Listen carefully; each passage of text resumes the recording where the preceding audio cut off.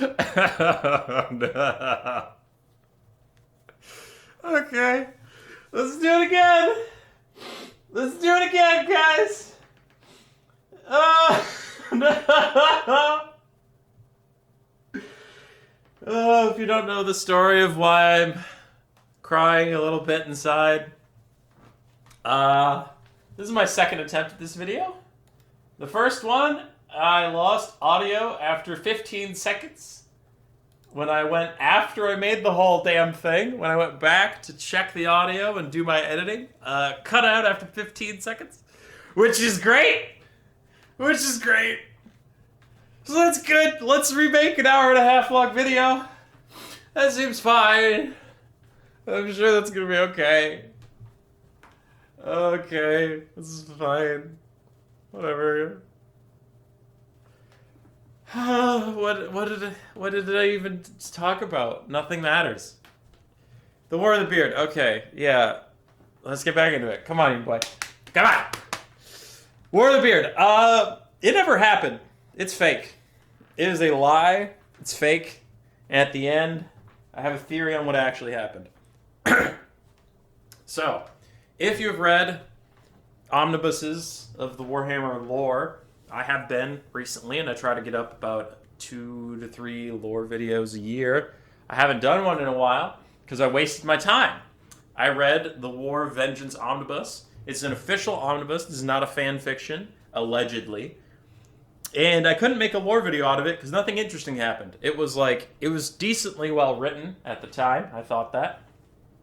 But it was just kind of a list of battles, right? There wasn't like any characters we care about in Total War Warhammer. There wasn't really anything that started there. It's just like, okay, this is neat, but I don't know how to talk about it on the channel. So I left it. And I started reading the Masters of Stone and Steel Dwarf Omnibus. It's a bunch of short stories. And already I had some issues with the War of Vengeance, the War of the Beard, whatever you want to call it, and how it was written. But I left him alone. And as I read the Masters of Stone and Steel, I realized that I could make a video about the War of Vengeance. But that video would be, this shit is the fakest thing I've ever seen, it didn't happen. Where to begin? This video is going to be all over the place. Just pop it on while you're at work or something. Just enjoy it. It's not going to be linear. Because there's no way to do it linear. It's all messed up. So, oh god, where to begin? Okay, well, if you don't know what the War of Vengeance is, the War of Vengeance was right after the Sundering. The High Elves and Dark Elves split up, and the High Elves are feeling good about their lives. And the Dwarves are living in the Old World. The High Elves start to colonize the Old World, and they're trading with Dwarves a lot. That's great. It's great. Trade. Awesome. But the High Elves start to settle too much. And they see wide open land, and they're like, oh, hey, we're going to settle there. And the Dwarves are like, bro, we're underneath that. That's our roof. Like, we are using that space to herd goats and grow wheat for our bread and, like, barley for our beer. Don't settle there. And the High Elves are like, too bad, shrug. So they're settling where the Dwarves don't want them to. Dwarves are getting kind of pissed off, and tensions are high. So the High King, Gotrek Starbreaker, sends some emissaries to the Phoenix King in Ulthuan to try and work this out, figure out some like permanent territories where it's like, all right, High Elves will live here, and Dwarves will live here, and we're done with this. Meanwhile, his son, Snorri Halfhand, burns down a city, which is not great. Not great at all.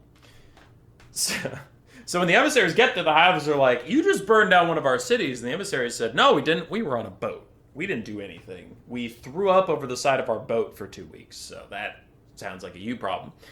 The Phoenix King cut off all of their beards, which is a terrible, horrible tragedy to do to dwarves, and tortured some of them to death, sent the other ones home with mild torturing. So bad guy. Bad guy did bad things, but the dwarves burned down a city. The War of Vengeance has started, and over the course of many battles across time, the dwarves eventually win. Snorri Halfhand is killed by Calidor II, the Phoenix King. And the Phoenix King is in turn killed by Gotrek Starbreaker, the High King of the Dwarves. Gotrek Starbreaker takes the Phoenix Crown, which is like a symbol of High Elves' power around the world, and the High Elves retreat. Because Malekith was invading, and they needed to go home. So, yeah, that's roughly what happens in the War of the Beard. Cool? Cool. Not cool. Not cool at all, because this shit's fake.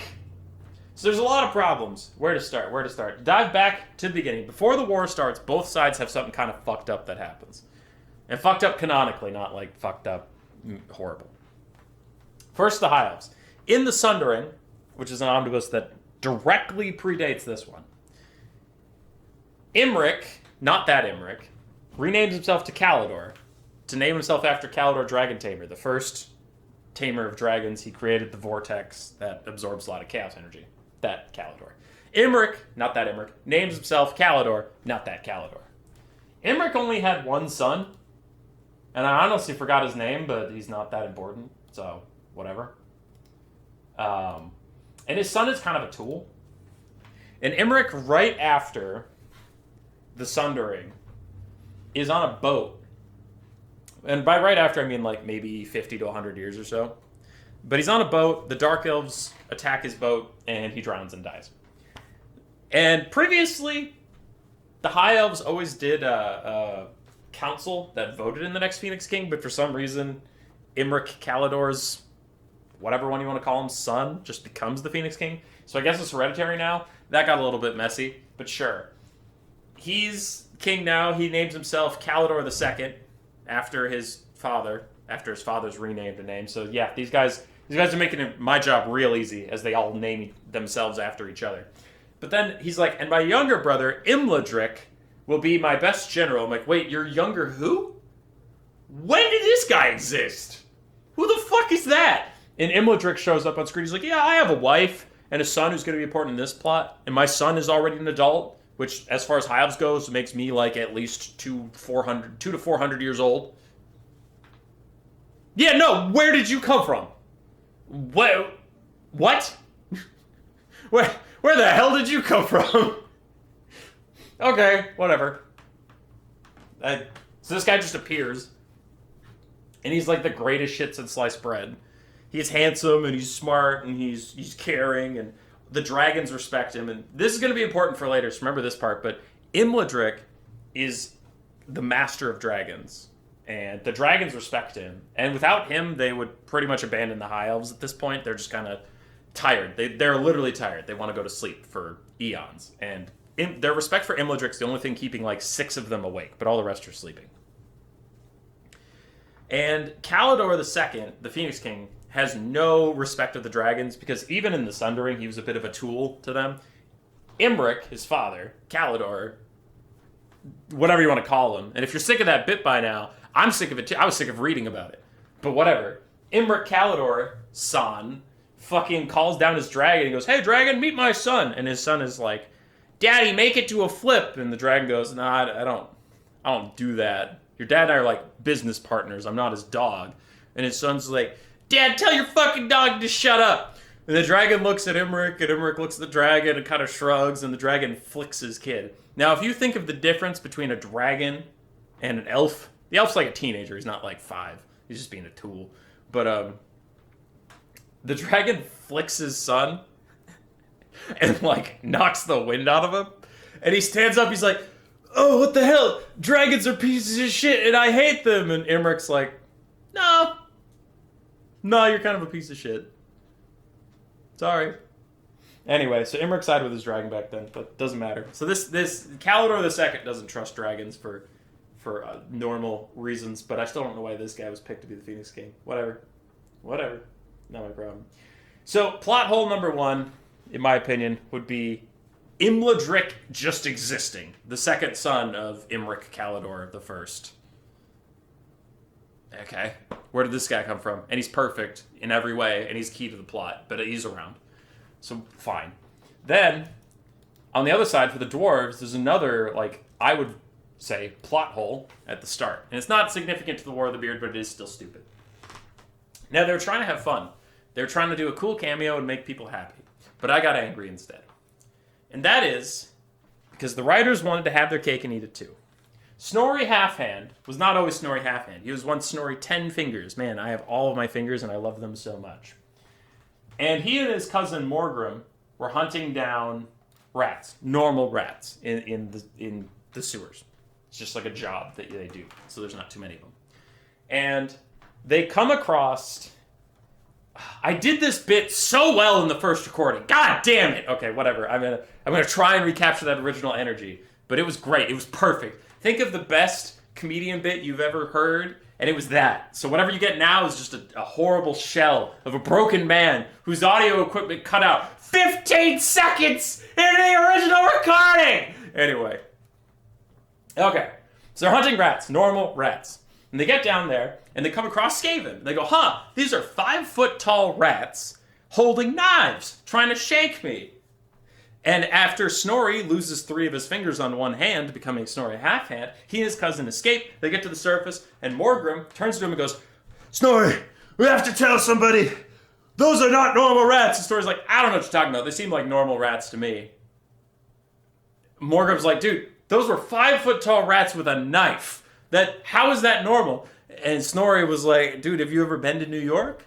Morgan's like, no, I haven't been to New York. We're in a fantasy setting thousands of fucking years ago. I don't even know what New York is. That bit doesn't work here. And Snorri's like, whatever. They're just New York rats. Let's move on with our lives and never talk about this again.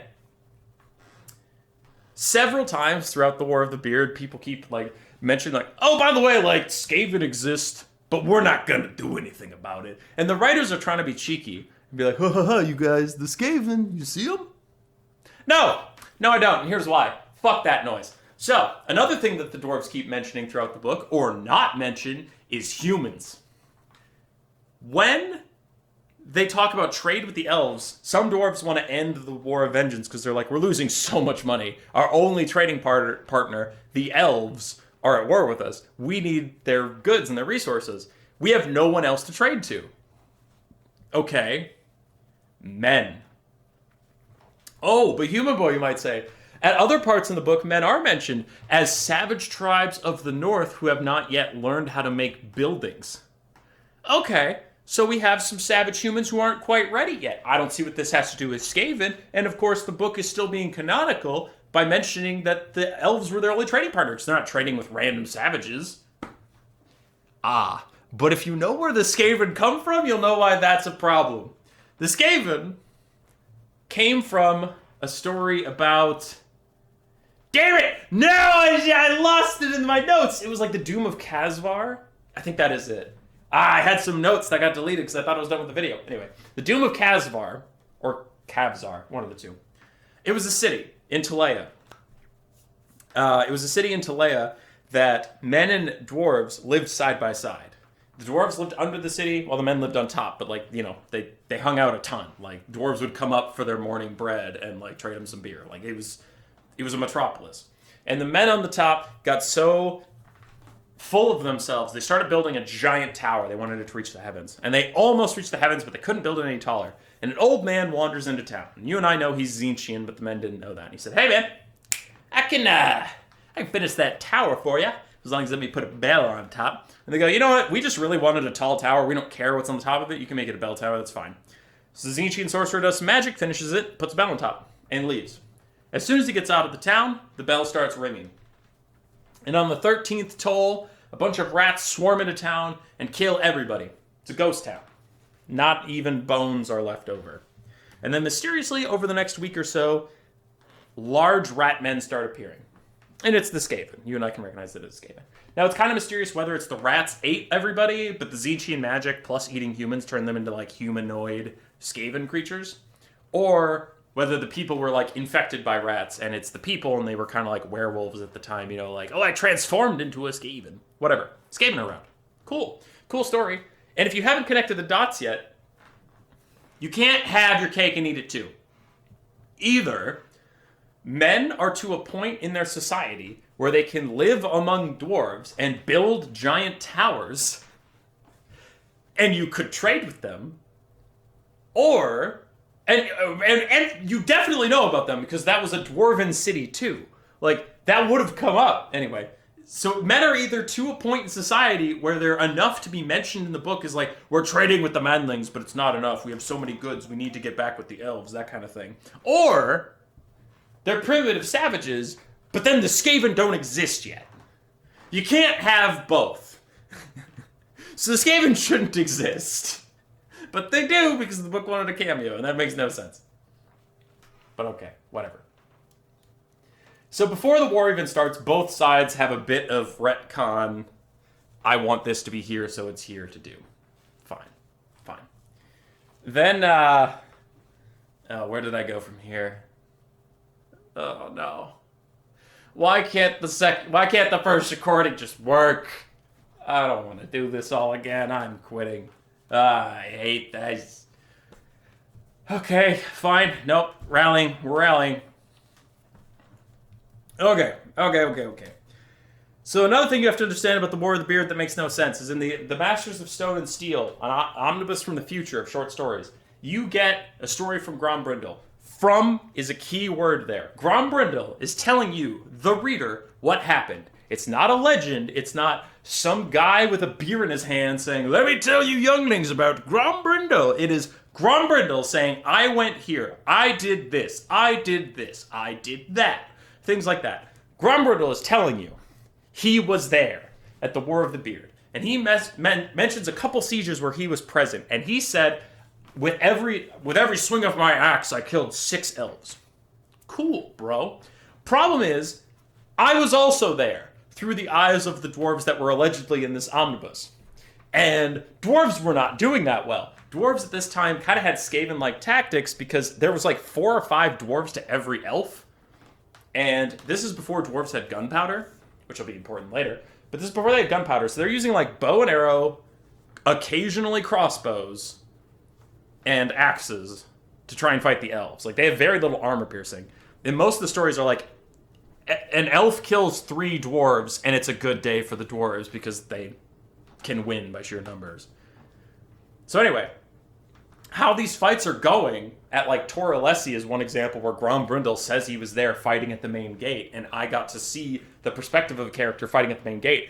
And it's like, oh, my name's Egrin Snorenson, and I have a pickaxe. Yeah, I'm trying to kill these elves, but I can't. Their shield wall is too strong.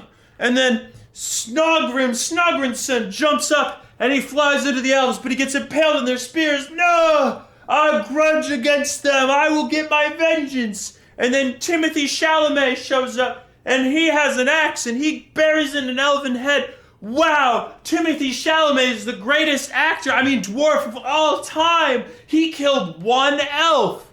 This is what this story's about. Now, the halls will sing of Timothy's courage and heroism, and that's the best thing that happened this day. Oh, also, not mentioned, Grombrindle. Grom-fucking-Brindle is here. A legend of the dwarves is here, slaughtering elves. 6 elves with every swing, and he's swinging like mad. Didn't mention it. Didn't feel like bringing it up because I didn't want to undercut Timothy Chalamet killing fucking 1. Didn't want to cut that apart, so I'm just not going to mention Grombrindle's here. And also, that shit never got back to Morgrim, the main character of the dwarven side, the main general. He's not like, ugh. Man, we lost a lot of troops at the front. Sir, it's been reported Grombrindle was there. Really? Oh, the ancestors are on our side. No, that shit never comes up. Nobody mentions to him that Grombrindle was fucking there. Who am I going to trust? Grombrindle, in a good omnibus, well put together without many plot holes, telling me that he was fucking there? Or am I going to believe this omnibus that is lying to me about the Skaven existing already? I don't know. It's not going to get better. So that's kind of fucked up. Just like another little plot hole as I'm reading future books. I'm like, wait a second. And there's another thing that doesn't make any sense. On the Elven side, there's some dark elves in the story. They're not super important. They did some assassinations that made the dwarves think the high elves were doing them, because they can't really tell high elves and dark elves apart.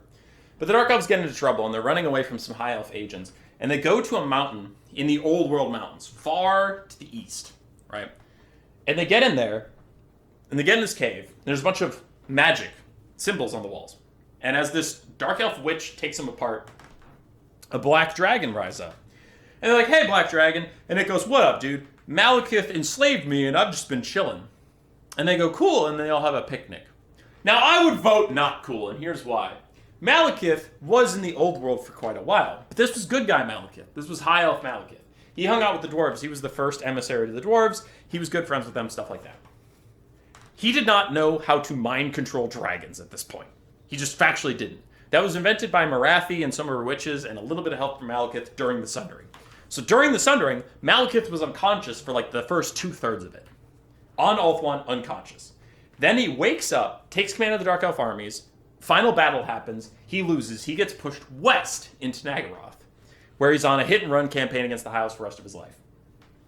No point there did he come back to the old world. But let's be generous. Let's say Malekith somehow found the time to get on a boat, sail somehow past the High Elf fleets of Ulthuan, past them, snuck into the old world, snuck past all of the High Elf fortresses and outposts, snuck past all of the dwarves without them saying, hey, is that fucking Malekith? Because then they would have told the High Elves back when they were friends, they would have said, hey, we saw Malekith the other day, we love that guy. And they would have been like, you fucking what?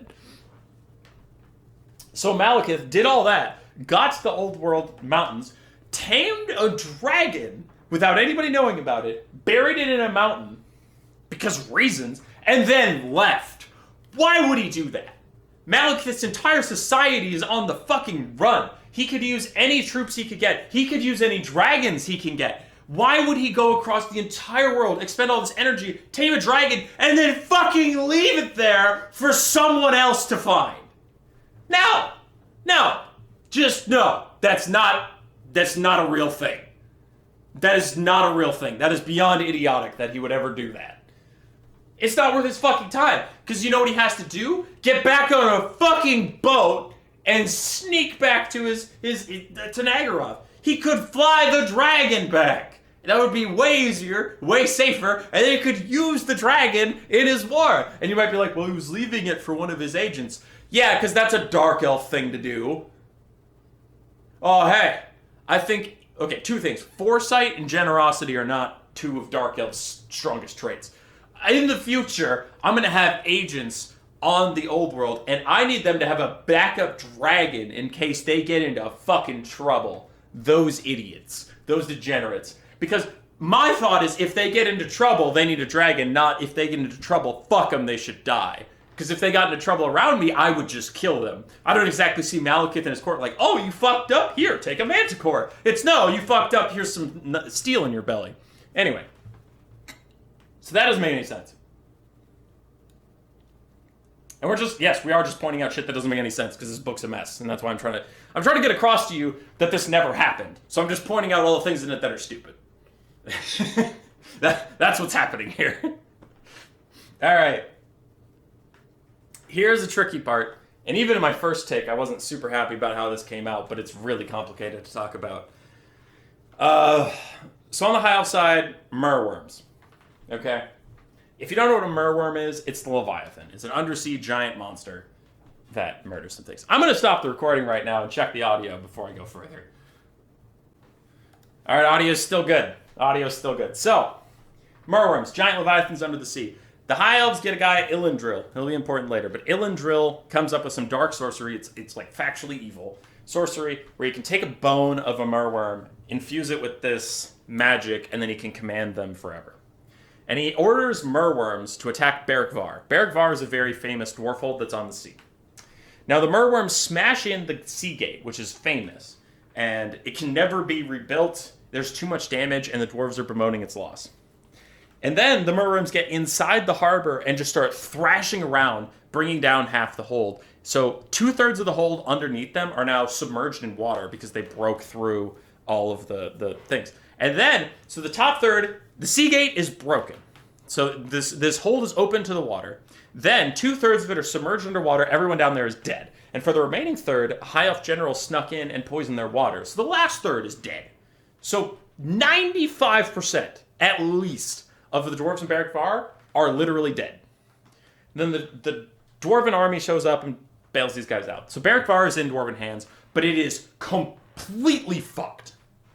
Now, in the future, right after the War of the Beard, Mazdamundi shakes the tectonic plates of the world, opening up the Dwarven Empire to a lot of problems because greenskins can get into their underways now and they don't have to go through, mountains. So greenskins pile in and kill everything.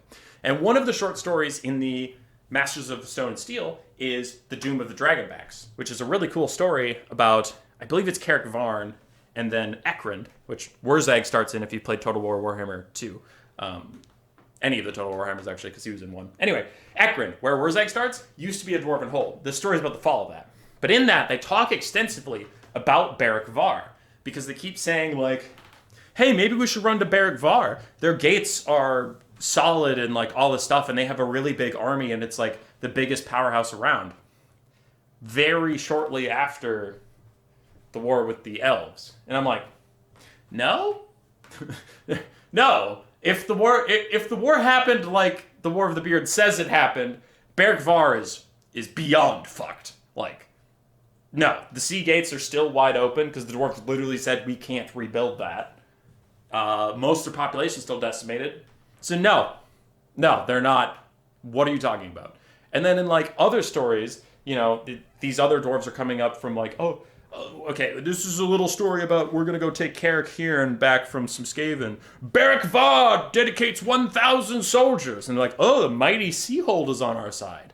Not the half-sunken, almost destroyed, barely struggling by Seahold. And I'm like, no. Okay, so the whole Merworm at Barak Varr thing never happened, is what I'm gathering from these stories. It never fucking happened. Because it would have been mentioned. But whatever. So one of the battles just doesn't seem to have occurred in the future. That's neat.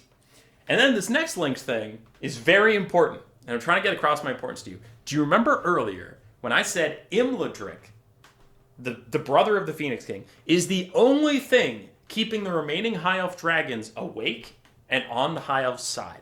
Their respect for him is the only thing keeping them in the fight. Imladric dies in one of the battles. It's fine. Like, the reason that I didn't bring that up is because it wasn't like a plot hole. He dies. It was a cool fight, all that stuff. Imladric dies. So the dragons are now only fighting because they're like, man, I miss Imladric. Let's kill the dwarves, I guess. But they're not. Their hearts aren't really in it. And then, at the siege of Barak Varr, they see this Ilandir guy commanding the Merworms and enslaving them. And they go, Merworms are pretty close to us biologically. That's fucked up. High Elves have lost their like communication with nature. They've become much like the Dark Elves they hate so much. We're leaving. So the guys at Barak Varr leave, the dragons. And some of the dragons that weren't there are like, where are you guys going? And they tell them about Barak Varr, and they're like, oh, that's kind of fucked up. And the High Elves come back to their main city, Toralessi, and they enslave 3 dragons with a dragon horn. Enslave, like literally enslave them. And the remaining dragons from Ulthuan were like, yeah, no, we're out. So they go back to Ulthuan, and they tell all the dragons what the High Elves are doing, and the dragons refuse to come out of the mountains. The rest of them that are awake go to sleep, and that's the end of that. Now, in the future, if the High Elves are going to have dragons, which they do, these dragons need to have short-term memory loss, which they don't. Dragons are famous for remembering fucking everything all the time. They need to be forgiving, which dragons are not. They hold extreme grudges. And, yeah, that's it. End of list. The dragons would never, ever, ever, ever help the High Elves again. Ever. Because they were already saying, fuck this noise, before. Then Imladric died, and they're like, alright, fuck this noise again. And then you enslaved some of them, and they're like, no, we're out. We're literally out. All of our kin forever are out. High Elves have no dragons anymore. But in the future, they just do. There's no way this happened. There's no way the War of Vengeance, the War of the Beard, or whatever you want to call it, happened the way it's written. Otherwise, High Elves in the future would never talk to dragons again. In fact, dragons would probably be burning their cities to the ground out of vengeance. You don't just enslave your partner. Like, you can't do that. And dragons would never see it, that would never stand for it, because dragons, like what Imric the First / Calidor, and then Imladric was trying to teach people was that, like, dragons are not beasts, they're a different society, and they're like your allies, they're not your servants. And the dragons know that, and that's the reason they only respected Imladric, so like, the rest of your guys just think we're animals. And then when he dies, and then they start trying to enslave you, they wouldn't fucking have it. They wouldn't. And in the specific book, they don't have it. They go home, they say, fuck off, we hate you now, and leave. But like, in the future, High Elves and dragons are just bros again, and no one ever brings it up. So it didn't happen. It's so stupid. It's so stupid. Whatever. So, we've ranted a lot about the High Elves. Let's get back to the dwarves. The dwarves don't have any massive plot holes during the War of the Beard, except for one guy, Droger of Carrickzorn. If you know what Carrickzorn is, good for you. If you don't, it's a dwarf hold in the south that was overrun by lizardmen a long time ago. The dwarves don't know that. They just know they haven't heard from it in forever. Well, a dwarf from Carrickzorn shows up about the start of the War of the Beard, and he's covered in feathers. He has a feather cape, which everybody finds strange. And he starts hanging out with Snorri, the king's son, and convinces him to burn down that city we mentioned before that started this whole thing. So, a mysterious dwarf shows up from a hold you haven't heard from in forever, convinces you to burn down a city, and you don't think that's strange. Whatever. Fine. Now, during the war, remember, I mentioned before, dwarves have crossbows, bow and arrow, and then axes. That's all they have at this point. They don't have gunpowder. Droger pulls out of his vest. He's like, I have these grenades that when you throw them, they erupt into blue, pink, and purple fire and can melt even dragon scales. That dwarf is dead. He's dead. He's dead immediately. Everybody in the room shoots him in the face. Dwarves have been fighting demons forever. Malekith and Grombrindle, they used to be friends back when Grombrindle was still normal and alive and Malekith was a high elf. They were friends. They fought alongside each other to fight the demons. Dwarves have been fighting demons forever. High elves and dwarves used to have an alliance to fight demons. They know what demons are. They know what demons of Tzeentch are. They know that they have been burned alive by pink, blue, and purple fire for centuries. And when this dwarf, covered in feathers, hands you a grenade of pink, purple, and blue fire, that is the reddest flag I have ever seen. But the dwarf's like, hey, thanks for this. Seems cool. Part 2 of why that dwarf should be shot in the face. No, he does not. He does not just hand you a grenade of pink, purple, and blue fire and you use it. That does not happen. And you might be like, maybe that happened one time. This war took over 500 years. In 500 years, no one ever brought one of those grenades close to a rune lord who would sense magic, or an engineer that would go, what the actual fuck are you holding? Because I have a crossbow. What is that? And he goes, oh, it's a grenade that this guy gave us. Did the Engineers Guild vet it? Have we seen a copy of it? How is it made? Where's its blueprint? All of these things need to be answered before ever using it. This is Dwarf 101. Where did you get it? I don't know. Stranger handed it to me, and my whole army has been using it. Seems dwarfish. They famously don't take a long time to decide how to do anything. Much less 500 years of hurling Tzeentchian grenades around, and no one noticed shit. Anyway. Whatever. So then, so Droger, when he's hanging out with Snorri, the war started at this point, and the Phoenix King Calidor shows up, and he challenges Snorri, the Prince of the High King, to one-on-one combat. He's like, you know what, I'll fuck you up, kid. Let's go. And Snorri's like, hell yeah, brother. And then Droger looks at Snorri in the eyes. There's still a ton of other dwarves around. He looks at Snorri in the eyes and casts Enfeebling Foe. If you've played Warhammer, you know it's a stat debuff. He casts Enfeebling Foe on Snorri. Snorri realizes what just happened. He knows Droger is a demon of some kind. And he knows he just got debuffed. And he is worried.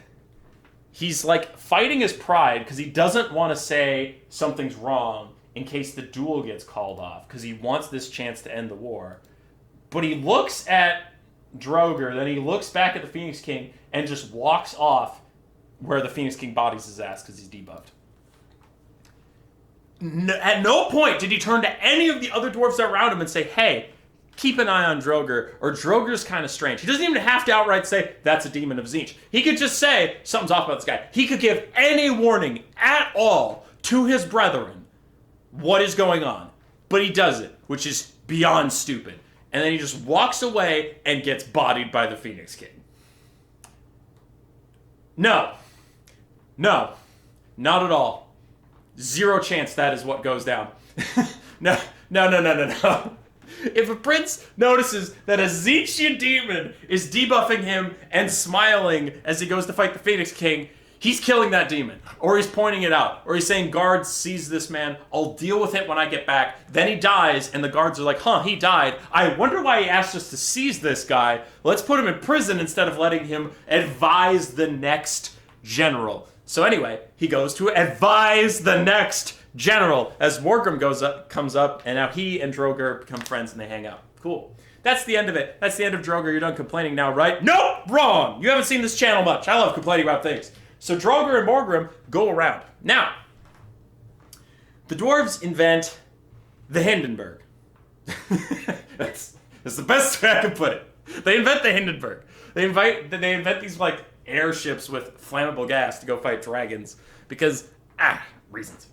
So, Droger teaches them how to make the blue fire of Tzeentch that he uses, and he puts it into these harpoon canisters that they can fly these blimps around and fire them at dragons so he can take down dragons. Okay? That's what he does. And his only ask for telling them how to do this is that he gets the first ship. So he, Droger of Karak-Zorn, is the captain of the first ship.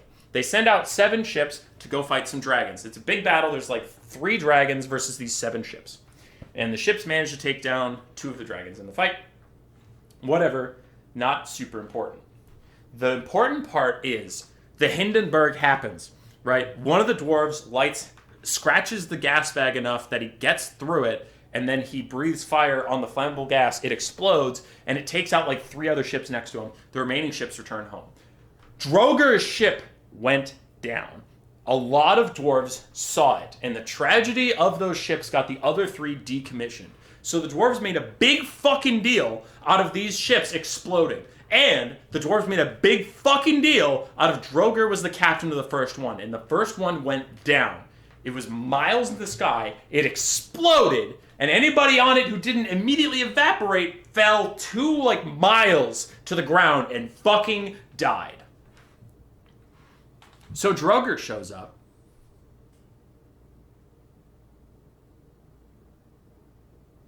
Yeah. So he shows up. Yep.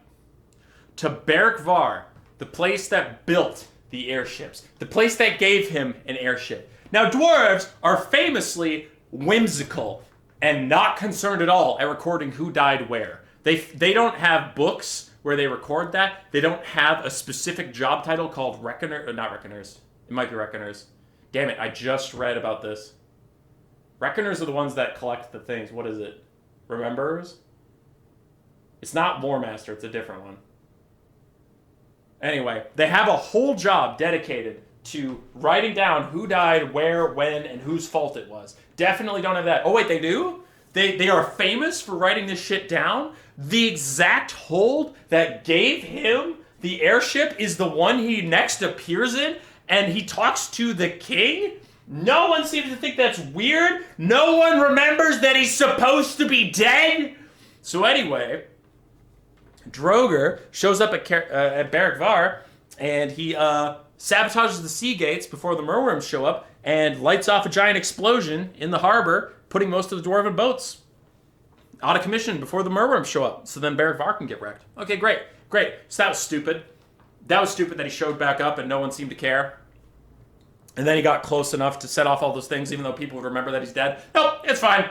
And you can't even be like, he's a nobody. Why would people recognize him? Bro, he's been hanging out with Snorri Halfhand until he died. Snorri died. And then he's been hanging out with Morgrim, the new leader of the dwarven armies. Everybody knows who this fucking guy is. He can't just walk around the streets like, what up? I didn't die. Anyway, he definitely died this time, right? Because when he shows back up in Barak Varr and then blows up the city, okay, that one, maybe no one survived, but if anybody survived, they would say, hey, Droger showed back up and blew up the city, right? No! He shows up again! And he's with Morgrim! And he just walks up and Morgrim's like, I haven't seen you in a couple months. Where have you been? And he's like, doing stuff! And I'm like, Morgrim, you would know! He was on one of the fucking ships that blew up!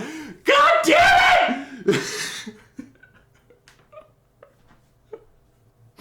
Morgrim, the leader of all the dwarven armies, would for sure know that 7 fucking zeppelins were designed by his greatest advisor, and that his greatest advisor was on one of them, and that it got fucking destroyed. He would know that. He would at least ask Morgrim how he survived. I mean, he would at least ask Droger how he survived. He would at least ask Droger how the fight with the dragons went. He would at least ask Droger how the fuck he got off the ship. Anything! He would ask anything! He wouldn't just be like, welcome back! Good to see you, old chum! Hope you're doing well! Oh, it's so stupid! How does this fucking dwarf keep showing up and nobody cares? Ah! So anyway, Droger eventually gets close enough to a Rune Lord after hundreds of years of being the right-hand man to the leader of the army, whoever that was at the time. Hundreds of years. Not a single Rune Lord got close to Morgrim. Yes, Morgrim, because Droger was always right there. Not a single Rune Lord walked up to Morgrim in hundreds of years. What did they do? Did they shout at him from super far away like, hey, that rune you asked for is ready. I'm going to toss it your way. Don't want to get close to you for some reason. A Rune Lord finally gets close to Droger and goes, that's a demon of Tzeentch. And then Droger turns into a giant demon of Tzeentch, kills like a couple dozen people before the dwarves pincushion him to death. And he finally dies. And I was happy to have him out of the story. But another part of me was like, how the fuck did anybody notice this for this long? So, like, none of his fucking character worked. It was pissing me off the whole time I was reading it. It's like, this is the most obvious shit. And this isn't just like, oh, yeah, you're reading a book and you know, and the dwarves don't. They should fucking know! Whatever. So surely, Himabo, you're done.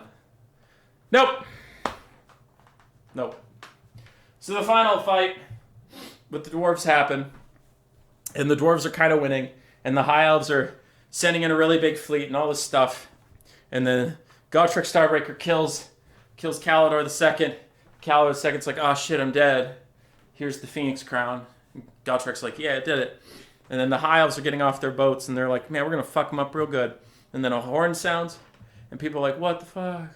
What's going on? And the high elves are like, hey bro, Malekith's invading Ulthuan. And all the high elves are like, oh no, how did he do that? He orchestrated the whole War of the Beard. This is crazy. So then they surrender, they abandon all their colonies, and they go back to Ulthuan to defend against Malekith. Now there's a lot of problems with this. First one, after the Sundering, Malekith did not have any forces at all. Barely any, maybe 300 Dark Elves survived max. This is some bullshit. He does not have enough people to invade Ulthuan. All of this is a lie. 2, no, he didn't orchestrate the entire War of the Beard because the Tzeentchian demon did most of the work on the dwarf side and he had nothing to fucking do with that. 3, bullshit, Malekith. Bullshit. Throughout this whole book, the High Elves have been chasing you through Nagaroth. They're like, oh yeah, the Dark Elves are pretty much defeated. We're just constantly pushing them back and back and back, and like we're dominating these fools. And you just have a secret navy and a secret army, and I know, like, I understand that the implication there was he was letting them win so he could think that they were weak, and then the High Elves would commit more forces to the dwarves, and then Malekith would swoop behind them. I get that. I understand it. But also, High Elves, did you never come across a single city? Where were you chasing them? Where? Were you fighting like 15 bleak swords in the middle of a field of snow, and when the last one ran away towards the Chaos Waste, you just followed him? Did you not target a single major city? Or was part of Malekith's master plan letting every major city get destroyed until the High Elves were distracted? Because, like, as this was going, it's like, okay, every coastal city for the Dark Elves is completely fucked then, if he's losing this bad and just sacrificing to keep his armies hidden. Like, Hargoneth, gone. Clarkarund, gone. Fucking Haggrave, gone. How did you not march straight for Nagaroth if you've been beating his ass this bad? What are you doing? Where are you going? What Dark Elf forces are you beating and where? If you could beat them but not take a single major landmark. Because clearly Malekith's invasion of Ulthuan doesn't work somehow, which seems weird when the entire High Elf army is in the Dwarven territories and he busted through to an undefended Ulthuan, but okay, sure. His invasion doesn't work. What does he retreat to? Does he go back to Nagaroth and now all the presumably burned to the ground cities? Again? and start over again somehow? How are there enough Dark Elves to do this in the first place? And after this colossal fuck-up, how are there going to be enough Dark Elves after that? Frozen wastes and abysses are famously full of food, so it's super chill when you come back after losing a war and all your cities are burned down. You can just sleep outside in the sun and eat the bountiful grains and fruits that are around. Oh wait, it's a desolate fucking wasteland. You need cities and infrastructure to survive, so what are you returning to? This is stupid. This is all stupid. It wasn't even part of his fucking plan. His fucking plan apparently sucked. It's stupid. So the beginning had some inconsistencies, the middle had some inconsistencies, and the end had some inconsistencies. But other than that, The War of Vengeance was a clearly well-written and well-constructed piece of literature. Oh yeah, and the Wood Elves are zombies. The end. What was that about the Wood Elves? Oh, I didn't mention that. The Wood Elves are literal zombies. Literal undead. They're undead. Wood Elves are all zombies. The Azrays are all undead zombies. Controlled by Nagash. I didn't bring that up. But they're not, though. According to this book, they are. So fuck you. Please stop doing the bit and explain. No. Turning off the video now. Bye.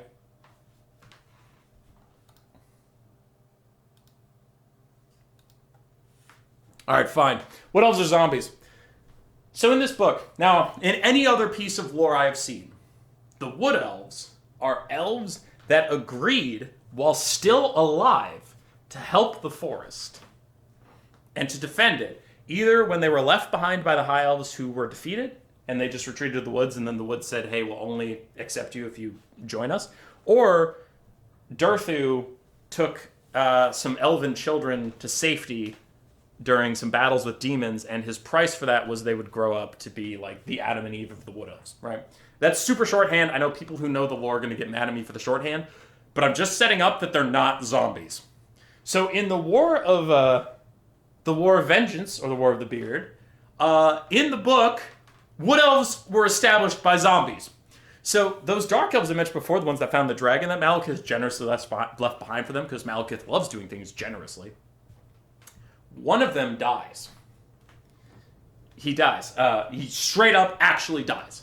He falls off of a cliff impossibly far, breaks his neck, and dies. He breathes his last breaths. He wakes up days later. He doesn't fully remember who he is. He doesn't remember anything. He doesn't know how he's alive. And he sees the injuries that killed him. He's confused. He starts to wander around. And he realizes that he's not Sevakai anymore. His name was Sevakai. He's like, I'm possessing Sevakai's body, but I'm not Sevakai. I'm not whoever this elf was. I see his memories like a painting in a city that was abandoned. So it's pretty clear that this is a spirit inhabiting his dead body. And as he goes along, he gets to the woods that have been calling out to him. And when he gets there, he sees a bunch of other dead elves who have been previously murdered. And all of them are the same as him, where they're like, I don't know, we're just like forest spirits that like got this body. I don't really know why, but I want to go hug that tree. And when they finally get into the woods explain to them, they're like, hey bro, you're going to be our protectors. Yeah. You're going to be the Wood Elves.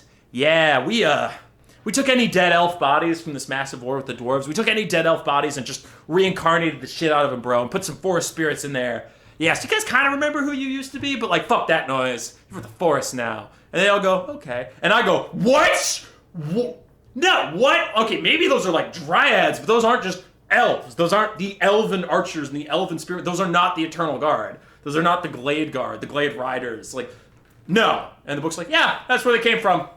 Any elf that died near the forest, we just possess them and take them over. Nope, fuck all that other lore you read. These are forest spirits trapped in elven bodies. The Azray are all zombies. Any Azray you ever see is an elf that died doing something else. Which is stupid. And obviously not true.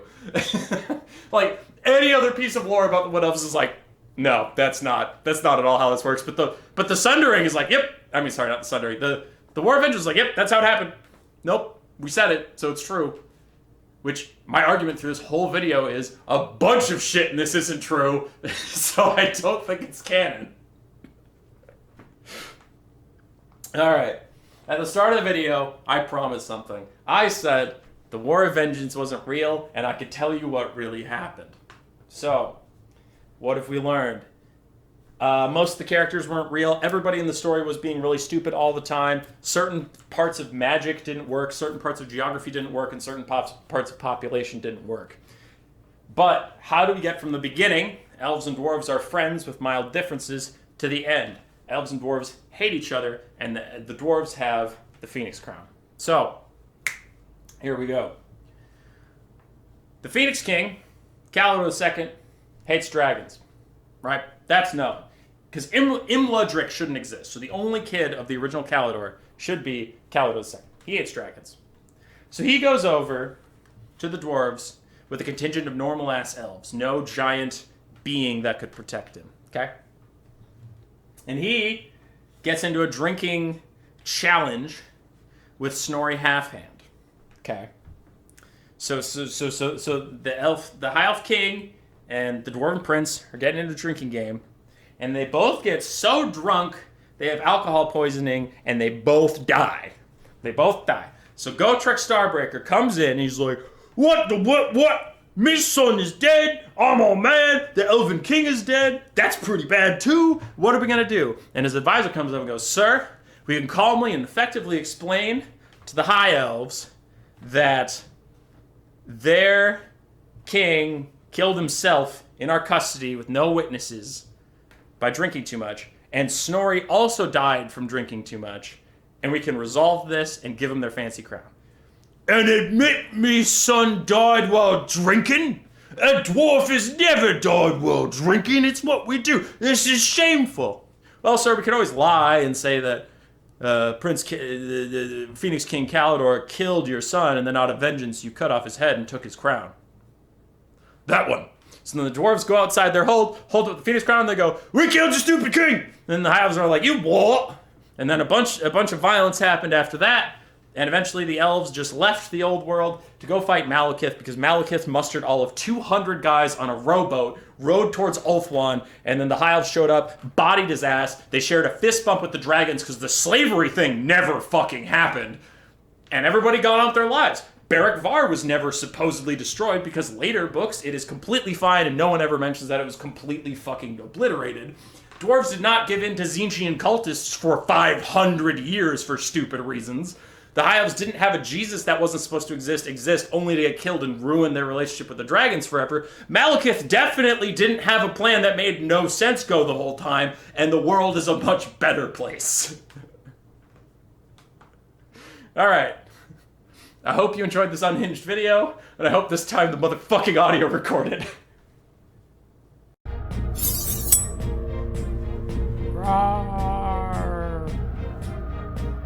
Subscribe, yes.